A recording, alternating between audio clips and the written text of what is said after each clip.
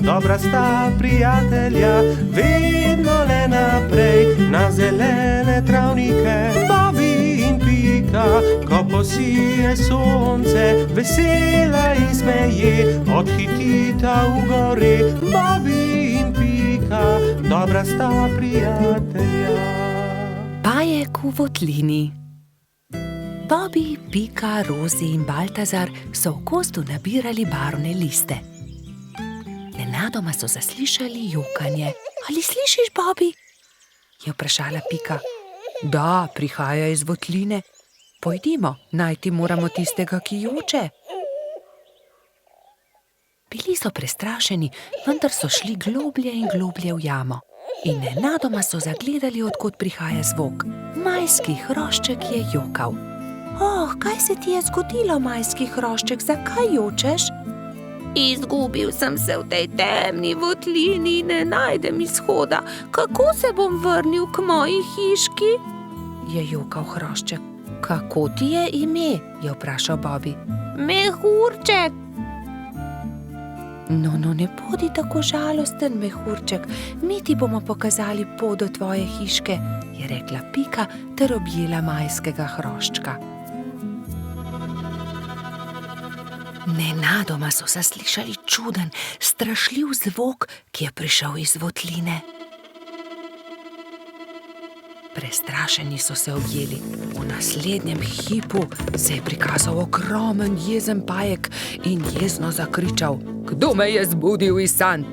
Kaj delate v moji votlini? Bežimo, je zavpil Baltazar in vsi so začeli bežati. Skrimo se tukaj, je rekla Pika in vsi so se skrili za kamen. Na srečo jih pajek ni videl, a nato je mehurček začel jokati in pajek je odkril malo skupinico, ki se je skrivala za kamnom. Bobby, Pika, mehurček, Baltazar in Rozi so še bežali, tako hitro, kot so lahko. Ampak ne! Baltazar se je spotaknil ob kamenček in pajek jih je ulovil. Bobby je pobral ostro vejo in pogumno branil svoje prijatelje. Izgini ti, grdi pajek, je zavpil. Medtem ko je Bobby odvračal pajkovo pozornost, sta Rozi in Baltazar z vrvjo v rokah nekajkrat stekla okoli pajka. Zdaj te imamo, je Bobby zadovoljno rekel. Pajek se je poskušal rešiti iz tesne vrvi, a se ni mogel. Nenadoma je začel jokati. Nisem vam hotel nič. Če vam povem po resnici, še nikomur nisem storil nič žalega. Bil sem le jezen, ker ste me zbudili. Prosim, izpustite me, pokazal vam bom izhod iz votline. Nam res ne boš nič storil? Da, obljubim. Pridite, usedite se na moj hrbet in vas bom nesel. Vsi so se usedli na pajkov hrbet in kmalu prišli do odprtine. Čas je, da se poslovimo. Spet pridite v mojo votlino. Hvala za pomoč, pajek, je rekla Rozi. V tem času je mehurček zaspal v Pikapoloničinem naročju. Kaj naj storimo z njim, je vprašala Pika. Zgradimo mu voziček, je predlagal Bobby. In nemudoma so se lotili dela. Voziček je bil sestavljen iz kostanjeve lupine, koleščka pa iz vejic. Kje je pa njegova hiška? Jaz vem, je vzkliknila Rozi.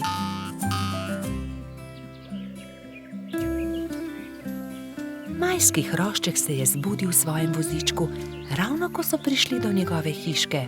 O, moja hiška, ste me pripeljali domov, res sem vam hvaležen. Lahko noč, mali mehurček, trdno spi in ne hodi samo v temne votline, da se ne boš spet izgubil. Sta rekla Bobby in Pika ter objela majskega hroščka. Bobby in Pika, dobra sta prijatelja. Gašper drsa. Nekega zimskega dne sta se Bibi in Pika sprehajala ob obali jezera. Voda jezera je že globoko poledenela. Pridi, Pika, zadrsajva malo na ledu, je predlagal mali polž. Pikapolonica se je veselo strinjala. Bibi in Pika sta previdno stopila na led. Se prijela in drsala sem ter tja, zelo sta uživala. Kmalu sta se navadila drsati. Pika je skočila in daleč zdrsnila po ledu. Bibi pa je drsel za njo. Včasih sta padla in se veliko smejala, nato pa vstala in spet nadaljevala. Prišel je Gašper, hrošč rogač. Gašper, poskusi tudi ti, pridi z nama drsati, je vabil prijatelja Bibi. Gašper se je malo bal, vendar je iz radovednosti stopil na led. Je takoj zakričal, saj mu je zdrsnilo in je padel. Bibi in Pika sta takoj pritekla k prijatelju. Pridi, Gašper, ti bova midva pomagala. Bibi in Pika sta prijela Gašperja in previdno drsala po ledu. Zdaj pa te pustiva in poskusi sam, je vzkliknila Pika. Polžek in Pikapolonica sta spustila Gašperja. Bolj počasi, Gašper, je kričala Pika. Gašper se je poskusil ustaviti, vendar so mu noge zdrsnile na ledu in treščil je naravnost v bodičasto grmovje.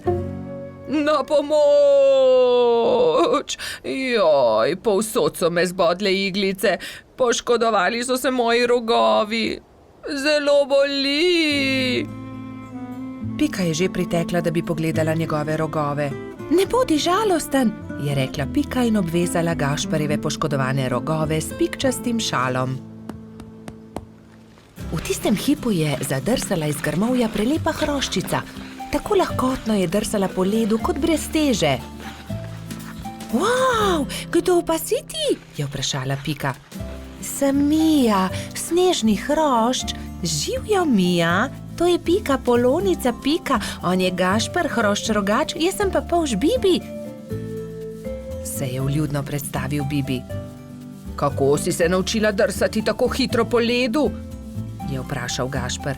S drsalkami, je odgovorila snežna hroščica. To so takšni čeveljčki, s katerimi se lahko drsa na ledu. Se morajo pritrditi na škornje.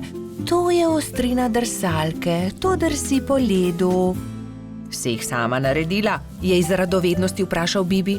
Ja, sama sem jih naredila, res ni težko. Če želite, jih lahko naredim tudi vam.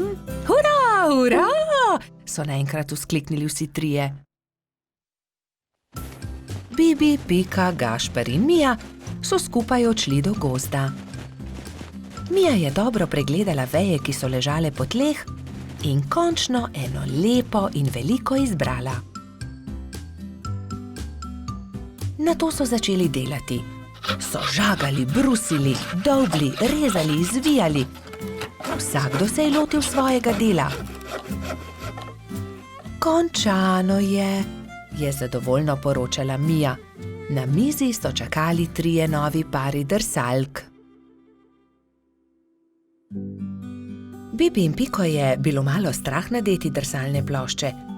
Seveda pa je najbolj skrbelo Gašperja. Bibi in Pika sta se drže začela drsati po ledu, Mija pa je pomagala Gašperju. Glej, z drsalkami je veliko laže drsati na ledu kot škornji, se je smejal Gašper. Mija je dolgo časa držala roko Gašperju. Kar naenkrat pa jo je spustila in hrošč rogač je sam drsal naprej po ledu. Gašper se je kmalu naučil zavijati, zagnati in seveda tudi ustaviti. Uspelo je, znam drsati, je ob koncu dneva veselo vzklikal Gašper.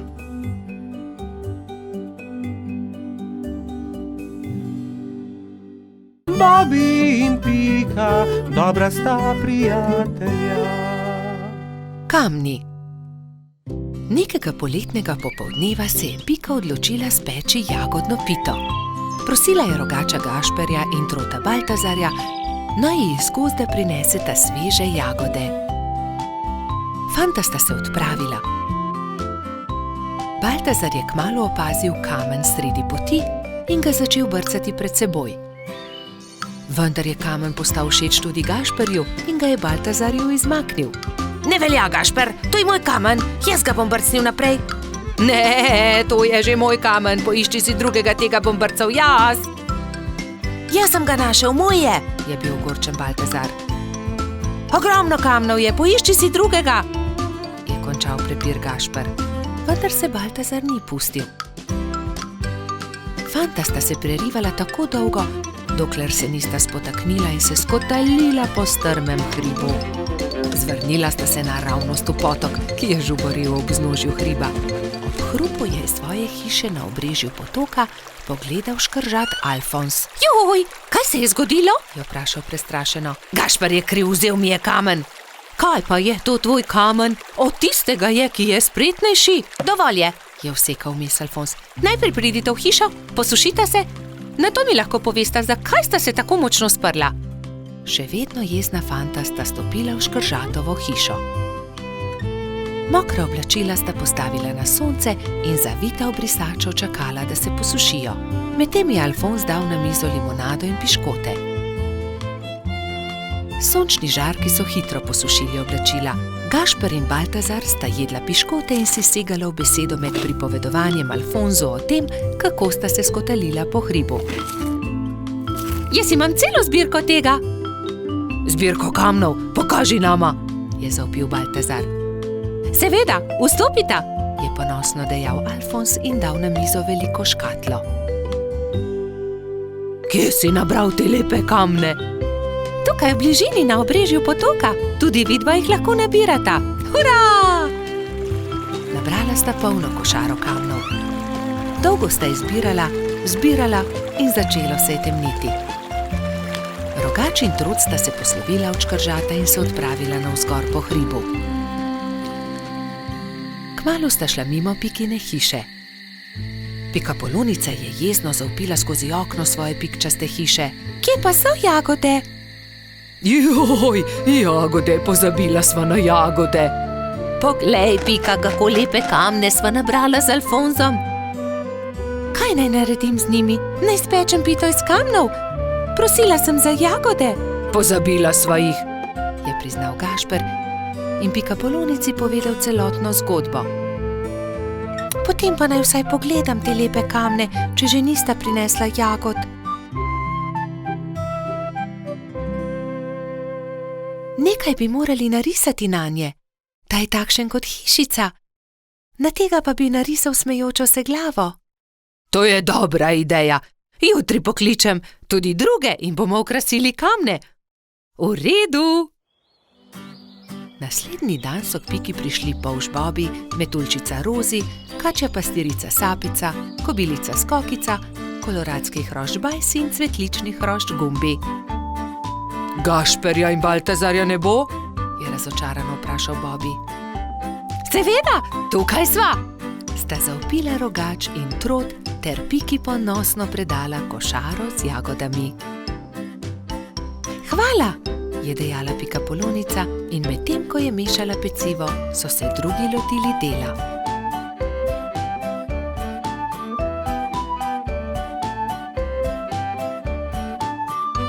Ko so končali, so povabili Alfonza, naj pogleda razstavo.